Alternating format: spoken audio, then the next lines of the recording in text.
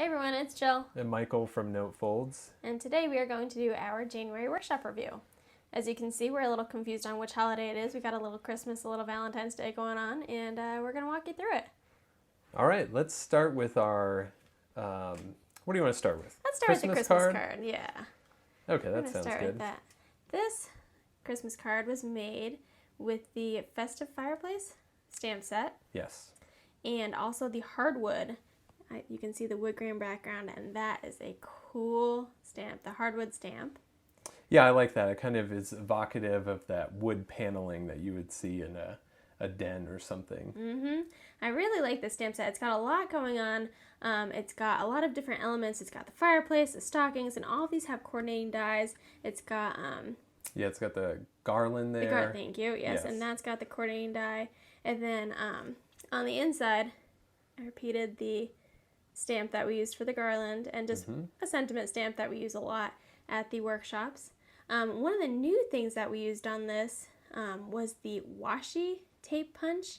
The washi tape punch to get this sentiment, and I really like that. It replaced the word window. The word window, you may know, is now discontinued, and they replaced that with the washi tape punch. I did not know that. Well, I'm glad we bought one then. So that, yes, I'm glad we have the word window too. I like it for the small sentiments. As you can see, the washi tape punch is quite significantly larger. It is. And that's nice for a small little sentiment like that. But now you can't make your spinner cards. Can't make those spinner cards anymore. One of the things about this stamp set, the Festive Fireplace, that was available in the holiday catalog, which of course is now over, so you may be able to find it on eBay or from a friend. So that is that card. All right, well, let's move on to the next holiday, which is Valentine's Day. And we have this Bloomin' Love Valentine card. Quickly approaching, as you know. This die, the heart die, has been super popular. I'm sure you've seen it all over Pinterest. Everyone's using it. It's all the hotness. And the product that Stampin' Up! Is really pushing to use with this die is their brush that you can run over your dies to loosen up any small bits of paper, because it is such an intricate It is, and you really don't want to try to be forcing the little pieces out with your fingers, because it is so fragile and delicate. You can see how fancy that is. Very beautiful. And that's the Bloomin' Hearts Thinlits die. Yes, and there also is a coordinating stamp set, of course, always. And we only use just a couple sentiments from there. The Be Mine, the Love You, the flowers. There's a lot going on this card. And then with the die set, also there's flowers that you can put on the spaces where there are big flowers.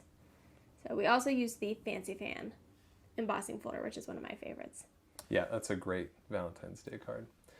All right, next let's take a look at this Heartfelt Sympathy card. And the stamp set for this is Heartfelt Sympathy.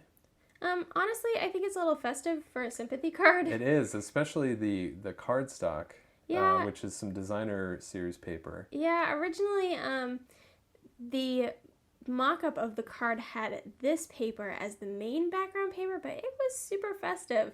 So I flipped it over to kind of tone it down a little bit, but even the font, The colors. I just think it's not very sympathetic, in my opinion.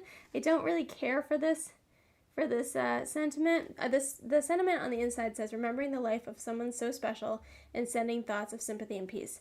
That's nice. And then in the corner it says, and you are not alone. Both of these are very nice. But yeah, I think you're right. It looks a little whimsical, the script. Yeah. It looks a little festive. I think if I were grieving, I don't think I'd want to receive something quite this perky. Right. So I'm going to leave it at that. What do you think? Yeah, let's move on to the next card. Yeah, yes, please. That may not be sent out. No. So last we have this pyramid birthday card, which is really unique, a very cool idea. Out. How cool is that? I mean, it goes all the way around. And I think when I send this out, I think I'm going to have to send instructions, because it lays flat. You can fold it just like that or like that, and that way you can mail the card out.